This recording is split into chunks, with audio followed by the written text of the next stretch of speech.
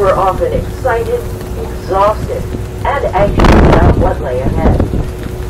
As they neared the end of their journey, these immigrants were greeted by a number of overwhelming sights. Many of the same sights are visible to you today.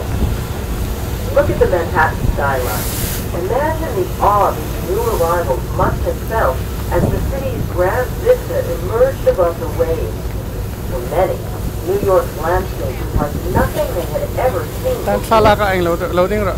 Finally, the lumbering steamship docked in New York City's western port, and passengers were checked by immigration officials before being allowed into the U.S. Prior to 1892, most immigrants passed through Castle Garden, a former military installation now located in Battery Park at the tip of Lower Manhattan. Over the years, it has served as a theater, an opera house, and an aquarium. It is now a National Park Service site known as Castle Clinton. When the federal government took over the processing of immigrants in 1890, a new receiver